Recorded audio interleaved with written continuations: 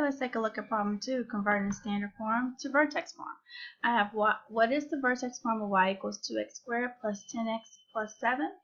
And I need to identify a and b so that I can find my vertex, my x coordinate of my vertex, which is going to be negative times b over 2a. So my b is 10, my a is 2. When I plug that in, I get negative 2.5.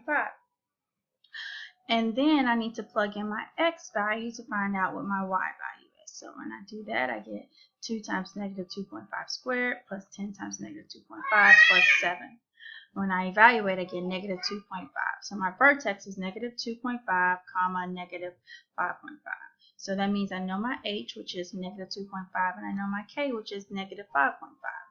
And I can plug that into my vertex form of my equation, which is y equals a times x minus h quantity squared plus k.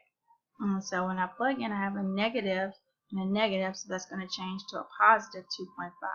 So 2 times the quantity of x plus 2.5 squared minus, for my k, 5.5. Alright, so now let's do it on our own for the got it. So I have y equals negative x squared plus 4x minus 5.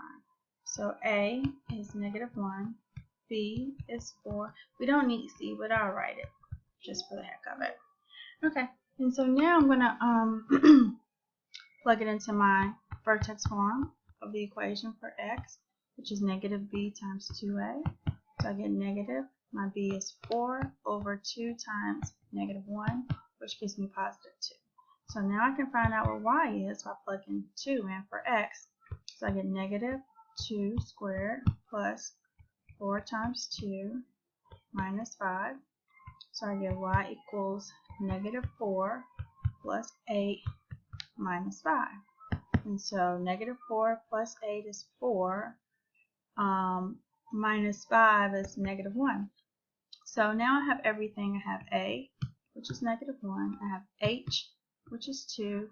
And I have k, which is negative 1 for my vertex of 2, negative 1.